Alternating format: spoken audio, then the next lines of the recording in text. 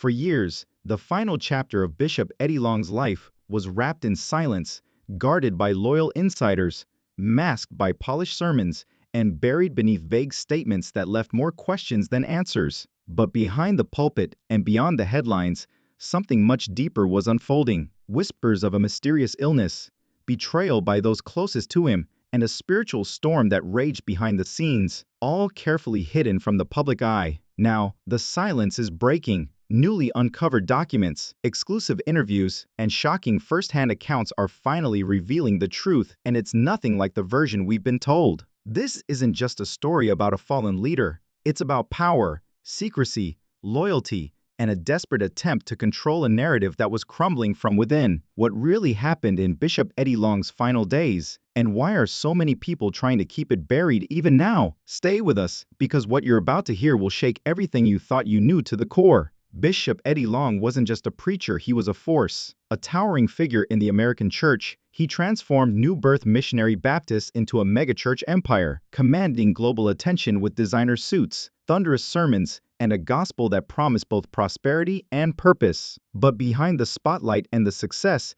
shadows gathered. His ministry was rocked by explosive scandals, and as whispers about his health began to circulate, a strange silence took hold. His rapid weight loss, cryptic public appearances, and the tightly controlled statements from his inner circle only deepened the mystery. Then came the shocking announcement of his death, quiet, abrupt, and full of unanswered questions. So what really happened in the final days of Bishop Eddie Long? In this video, we're pulling back the curtain on the secrets that were never meant to be told. From exclusive accounts of former staff to contradictions in public statements, we'll trace the hidden timeline of events, the rumors about his illness, the private legal fallout, and the silent tension within his own family and ministry. And most chilling of all, an alleged private letter, handwritten by Bishop Long himself, that was never released publicly. Until now, this letter may reveal his final thoughts, regrets, and how he truly saw his legacy as the end drew near. Brace yourself, because what you're about to hear isn't just a story, it's a revelation. We must start with Bishop Eddie Long's ascent, in order to fully appreciate the significance of his last moments. This ascent was nothing short of legendary for many. Eddie Long was not born into wealth or religious aristocracy. He was born in Huntersville, North Carolina, in 1953. His ascent to fame was paved with charisma, hustle, and strategic rebranding. Long sensed what he called a supernatural calling after completing his studies at North Carolina Central University and working in corporate America. In 1987, he assumed leadership of the New Birth Missionary Baptist Church in Lithonia, Georgia. It had about 300 members at the time. Long turned that small church into a flourishing megachurch with more than 25,000 members in a few years. Celebrities, sportsmen, politicians, and regular citizens from all over the country gathered to New Birth, which became the center of Black evangelical influence in the South. But Long's increasing stats weren't the only thing that made him stand out. He preached in this manner. He was a master of the prosperity gospel, a combination of pecuniary promise and spiritual zeal. God will grant you riches, prosperity, and authority if you tithe, obey, and believe. Bishop Long embodied that teaching. He constructed an opulent estate, wore fitted suits, and drove fancy cars. While maintaining that it was evidence of divine favor, he led a movement rather than only preaching. He established foreign ministries, received invitations to the White House, and trained young Black men through his Longfellows Youth Academy. He was once viewed as T.D. Jakes' potential replacement as the spokesperson for Black Christian leadership in the United States. However, as they say, the harder the fall, the higher the rising foundation cracks. It was become more difficult to dismiss criticism of Long's ministry by the early 2000s. Reporters started looking into his financial activities, especially his connections to a nonprofit that purportedly transferred substantial sums of money to his personal expenses. In response to inquiries over extravagant expenditures on private aircraft and opulent residences, well-crafted public declarations and quiet were used. But until 2010, when his world would change irrevocably, Long's hold on the pulpit remained firm. That year, Long was the target of civil lawsuits from 4 young men who accused him of coercion and sexual misconduct. The accusations rocked not only his congregation, but the Christian community as a whole. The claims claim that Long coerced young men into unsuitable relationships by using his mentorship programs, cash gifts, and spiritual authority. The accusers presented presents, pictures, and text messages as proof, including the now famous picture of Bishop Long flexing his muscles in a mirror while wearing form-fitting exercise attire. Long never went to trial, but he publicly refuted the accusations. Rather, the cases were resolved out of court in 2011 for undisclosed sums, which caused even more controversy. Others saw it as a silent recognition of the power of silence, while others saw it as damage control. Bishop Long returned to the pulpit following the incident. However, something had changed. His sermons became more emotionally heated and defensive. He talked about being attacked, betrayed, and going through fiery trials. When the crowds came back, they were less united. A few longtime members discreetly departed. Others boosted their support.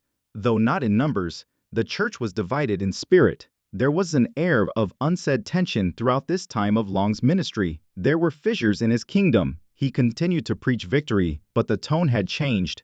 The majority of people are unaware of this, though. Bishop Long's health was already starting to decline behind the scenes. According to reports, he was becoming physically weaker, missing private events, and canceling travel. But nobody set out in public, and even the bishop maintained appearances. The mask was starting to come off, but it was still on. By the end of 2015, rumors had begun to circulate not from media sources or even his detractors, but from within his own church. Bishop Eddie Long was rapidly losing weight. In public appearances, the previously broad-shouldered, muscular preacher who proudly wore fitting suits and gave booming, authoritative sermons now seemed startlingly pale and feeble. His suits appeared tighter, his cheekbones sharper, and the lively energy for which he was renowned seemed to flicker. And then there was the moment that went viral online. Bishop Long appeared in a picture that was nearly unrecognizable. In fact, some fans initially believed it to be a hoax. He was really slender. His normally immaculate countenance gave way to something that appeared almost haunted, and he forced a grin. Later, he remarked from the pulpit, "Bishop, what's going on with you? Are you sick? People are questioning me." I told them that I was already healed and that I would live to be 100 years old. The congregation, however, was not persuaded. There was a serious problem, and it was made worse by the lack of transparency. The age of denial, with conflicting messages and unclear solutions. Bishop Long was merely undertaking a new health regimen, according to a vague statement released by New Birth in response to mounting concerns. They claimed that he was concentrating on his well-being, eating raw veggies, and exercising more. Let's face it though, this wasn't a detox. This was a very different matter. Insiders, local journalists, and even churchgoers started demanding answers. Was it a rare autoimmune illness, AIDS, or cancer? The leadership's silence simply served to increase conjecture. Even though he was clearly weakened, the bishop continued to proclaim victory from the pulpit. He was fighting for every breath, but he refused to sit down, and no one around him seemed willing to stop him. And here's the part many don't know. During this time, a number of high-level staff members reportedly left quietly, with some expressing frustration with the lack of transparency and fearing that the situation was getting out of hand. According to one member who recalled, "It was inspiring, but it was painful to watch." Even some senior church employees were unaware of his serious condition until the day he passed away. The news media learned about it. I had worked there for more than 10 years and never received a call. The official cause of death, according to the church's statement, was an aggressive form of cancer, but again, no specific type of cancer was disclosed. No medical records, no funeral hospital statement, and no mention from family other than a few well-crafted social media posts. That tells you everything about how close the circle got toward the end. Even stranger was the timing and tone of the church's announcement, which was made through a press release. There was no live statement, press conference, video message, or tribute service announced right away. Instead, it was a sterile piece of paper that read, "Bishop Long transitioned peacefully on Sunday morning after a gallant private fight with an aggressive form of cancer." The church's sole narrative was that Bishop Long died in peace and in perfect health with God, and the family remained silent. His wife, Vanessa Long, remained almost mute, and his children, who had previously been involved in church activities, remained silent for days. The statement stressed that he was surrounded by family, although no family member at the time went on record to substantiate this. Given the ongoing allegations of sexual misconduct, some observers think this was deliberate damage control to avoid exposing the family to media scrutiny. Others speculate that his death evoked complicated feelings in the family, especially if they had been kept in the dark about his deteriorating health or the true nature of his illness. Bishop Long's temporary resignation during the scandal years in 2011 and Vanessa Long's divorce petition, which she later withdrew, are two more pieces of private turmoil that add to the mystery surrounding his final days. The congregation's response, grief, bewilderment, and betrayed trust are also factors. Many churchgoers were both shocked and perplexed by the news, as they had been informed for months that Bishop Long was recovering, and some had been comforted that he was becoming stronger. In fact, there were social media photos made just weeks before his death that showed him grinning, albeit visibly frail. For many who had been his devoted followers for years, the abruptness of the disclosure felt like a betrayal, and some members expressed their grief online by posting, "We should have known. We ought to have said a prayer. Why didn't they tell us about this?" Others, who were divided between their intense affection for Bishop Long and the unsolved hurt of the scandals he never fully addressed, voiced a more mixed grief. Bishop Eddie Long's legacy is still haunted by this division, this unspoken tension between grief and accountability, sorrow and secrecy. In fact, several pastors in Atlanta decided not to publicly comment on Long's death. Some held private prayer services, while others chose to ignore it completely. Over 10,000 people attended New Birth's 4-hour homegoing service for Bishop Long on January 25, 2017, which was draped in white. Featured tributes from former Georgia Governor Roy Barnes and Deion Sanders, and featured gospel greats Byron Cage, Bishop Paul S. Morton, and William Murphy. The choir sang songs of victory. Pastors lauded his legacy and referred to him as a general in the Lord's army. But there was a conspicuous lack of any mention of the lawsuits, apology, reckoning, or recognition of the controversy that had characterized his last years. To some, it felt like a predetermined farewell, one that ignored the suffering and only highlighted the positive. One long-standing member remarked, "We were there to mourn a man we loved, but it was difficult to see since no one expressed the truth." Following the death of Bishop Eddie Long, life went on. However, turmoil engulfed the members of New Birth Missionary Baptist Church. Once a flourishing, powerful megachurch, it had lost its foundation and was now a ministry, a community struggling with spiritual pain, unsolved questions, and a scandal-tainted legacy. This was more than just a leader's demise. It marked the start of an identity crisis for the entire church. The vacuum in power. Who could cover the gap? Eddie Long's charisma and strength had formed the foundation of New Birth. Not only was he the senior pastor, he was the face, the voice, the brand, and the beating heart of all that New Birth was all about. As a result, leadership was confronted with an impossible question after his death: who should and could replace him? The church was internally divided in the months that followed, with various sections covertly supporting various successors. Some senior employees believed they were worthy of the position. Others called for a complete overhaul. Some even advocated for the church to hold a healing sabbatical and confront its history head-on before continuing. However, there was too much pressure to maintain the brand. There was a drop in attendance. Donations were declining. The attention of the media was growing.